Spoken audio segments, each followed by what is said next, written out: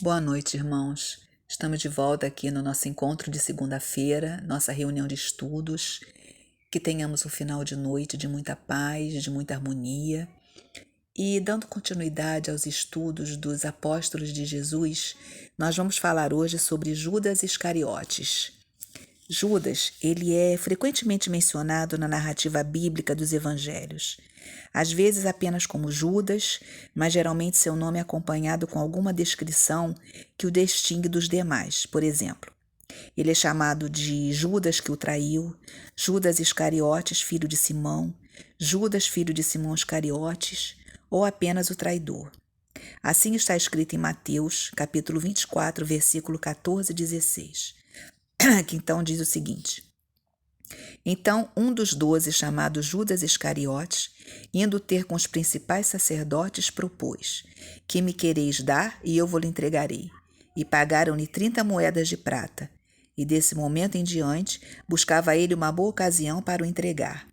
Estas passagens também estão em Marcos, capítulo 14, versículo 10 e 43, em Lucas, capítulo 22, versículo 3, 47 e 48, e encontramos também em João, capítulo 12, versículo 4, capítulo 13, versículo 2, 21 a 27, onde ele diz o seguinte: Dita estas coisas, angustiou-se Jesus em espírito e afirmou: em verdade vos digo que um dentre vós me trairá.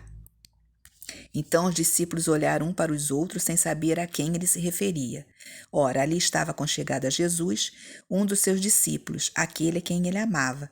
A esse fez Simão Pedro sinal, dizendo-lhe: pergunta a quem ele se refere.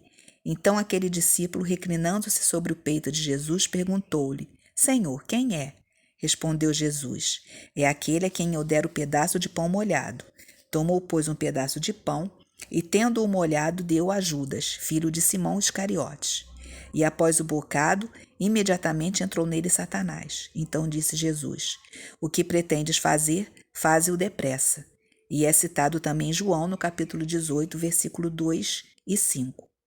E também em Mateus, no capítulo 26, capítulo 47 a 50, falava ele: E eis que chegou Judas, um dos 12, e com ele grande turba com espadas e cacetes, vinda da parte dos principais sacerdotes e dos anciãos do povo.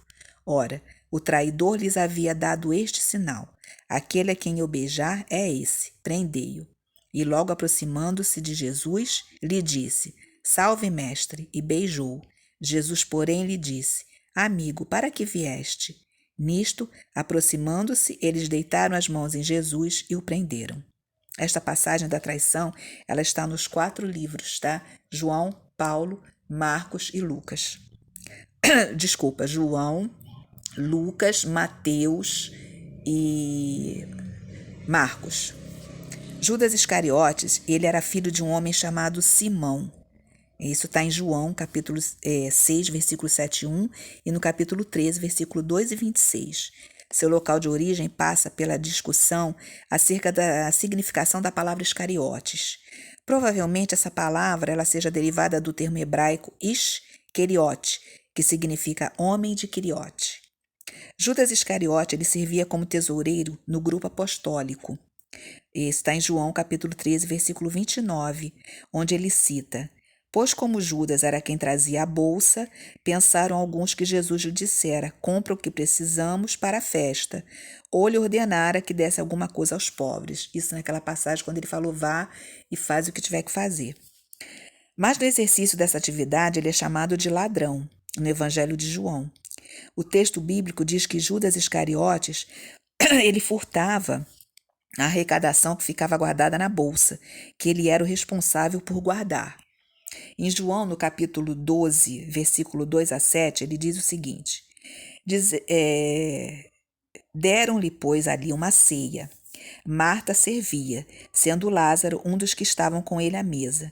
Então Maria, tomando uma libra de bálsamo de nardo puro, muito precioso, ungiu os pés de Jesus e os enxugou com seus cabelos. E encheu-se toda a casa com o perfume do bálsamo. Mas Judas Iscariotes, um dos seus discípulos, o que estava para traí-lo, disse: Por que não se vende este perfume por 300 denários e não se deu aos pobres? Isto disse ele, não porque tivesse cuidado aos pobres, mas porque ele era ladrão. E tendo a bolsa, tirava o que nela se lançava. Jesus, entretanto, disse: Deixai-a, que ela guarde isto para o dia em que me balsamarem. Judas Iscariote, ele recebeu como pagamento para trair seu mestre a soma de 30 moedas de prata. É interessante saber que esse valor recebido por Judas, com as 30 moedas de prata, talvez tenha sido 10 vezes menor do que o valor de avaliação que ele próprio fez do unguento que Maria de Betânia utilizou para ungir os pés de Jesus. A narrativa bíblica também nos informa que Judas Iscariotes esperou o momento mais oportuno para poder trair o Senhor. Isso está em Lucas, capítulo 22, versículo 6. Isto acabou acontecendo na noite em que Jesus celebrou a Páscoa com seus discípulos no cenáculo e institui o sacramento da ceia do Senhor. Aqui nos recordamos das conhecidas palavras do apóstolo Paulo, na noite em que foi traído. Isso está em 1 Coríntios, capítulo 11, versículo 23. A morte de Judas Iscariote, ela é registrada em Mateus, capítulo 27, versículo 3 e 5, onde diz: Então Judas, o que o traiu, vendo que Jesus fora condenado, tocado de remorso, devolveu as 30 moedas de prata aos principais sacerdotes e aos anciãos, dizendo: Pequei, traindo sangue inocente. Eles, porém, responderam: Que nos importa? Isto é contigo. Então Judas, atirando para o santuário as moedas de prata, retirou-se e foi enforcar-se.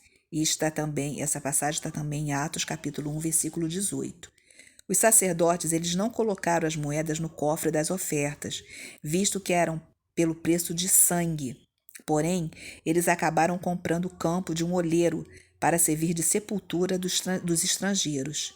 Esse campo ele foi chamado de Campo de Sangue, assim como havia sido profetizado pelo profeta Jeremias.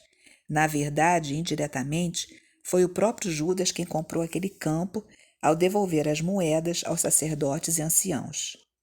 No Espiritismo, nós encontramos diversas passagens sobre Judas, e aquela que eu vou comentar se refere à entrevista que Humberto de Campos fez com Judas e nos relatou através do médium Chico Xavier na obra Crônicas de Além Túmulo.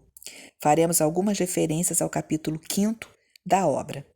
Pergunta Humberto de Campos e logo em seguida Judas Iscariotes responde: É uma verdade tudo quanto reza o Novo Testamento com respeito à sua personalidade na tragédia da condenação de Jesus?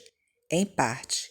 Os escribas que redigiram os evangelhos não atenderam às circunstâncias e às tricas políticas que acima dos meus atos predominaram na nefanda crucificação.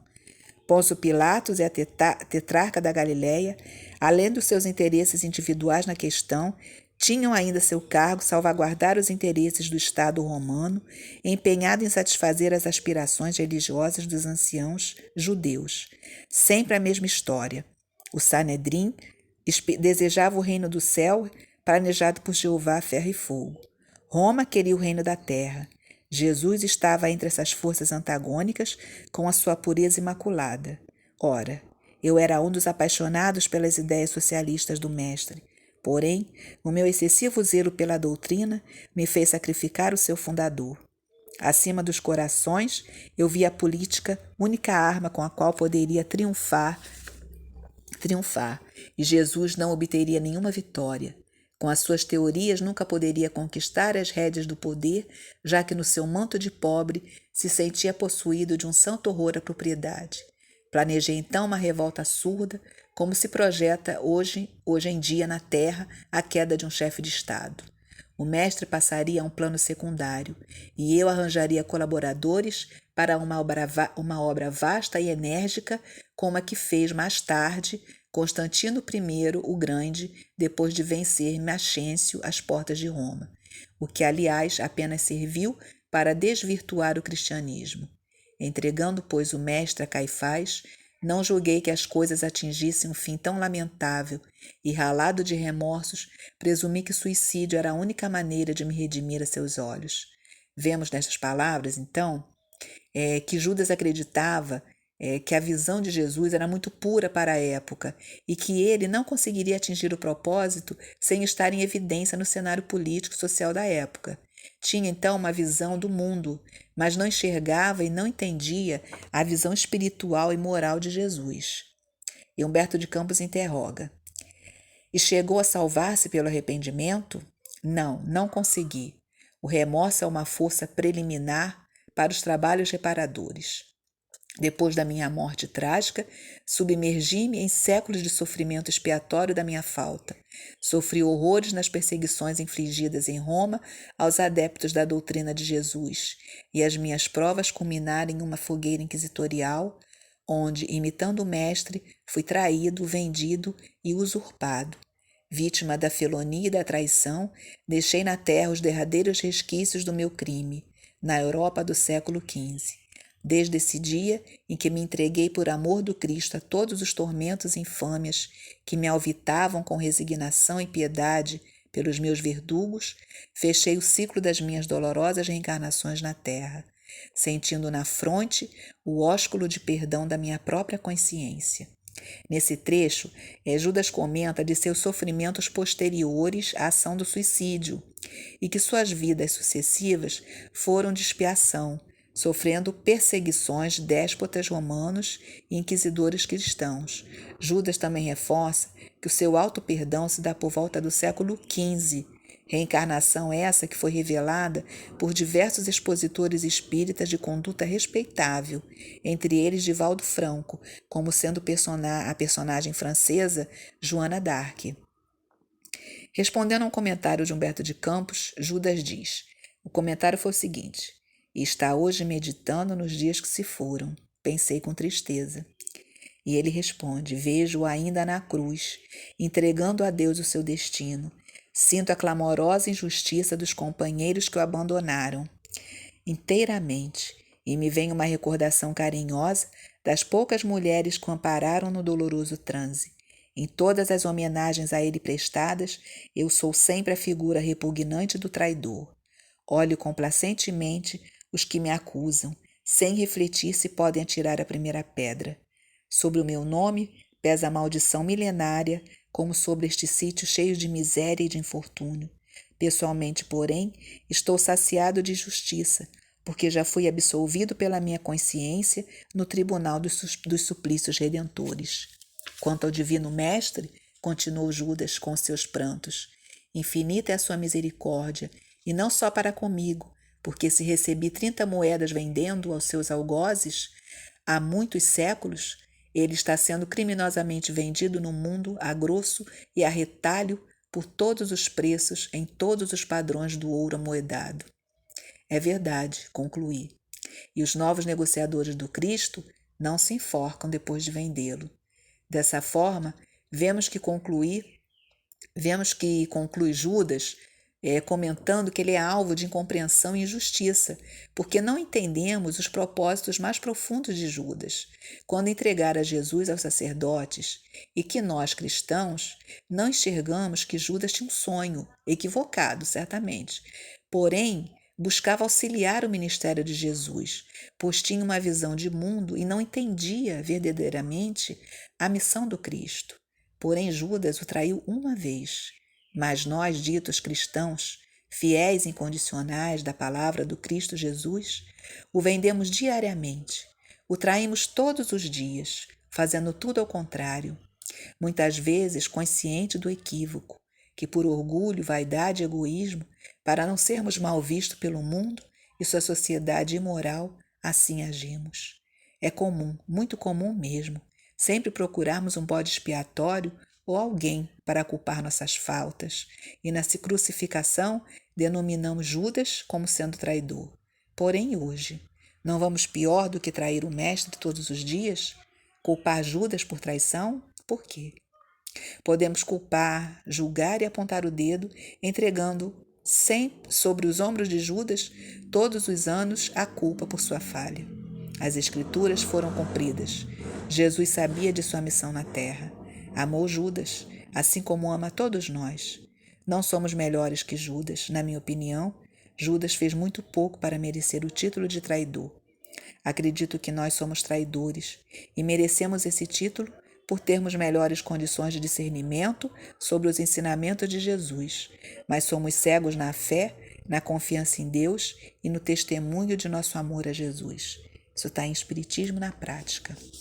Então, hoje em dia, nós traímos muito mais porque nós não cumprimos todos os mandamentos, todos os preceitos que Jesus deixou. Não seguimos verdadeiramente o exemplo dele. Judas traiu equivocadamente por uma causa. Ele achava que fazendo aquilo ele ia trazer melhores condições para a escravidão dos judeus. Então ele estava equivocado, mas e nós? Nós não estamos mais. Nós podemos agir de outra maneira, né? Mas agimos cegamente. Então agora vocês vão ficar com um vídeo de Chico Xavier falando sobre Judas e que tenham todos um bom final de noite e um bom descanso. Fiquem com Deus. Boa noite para todos.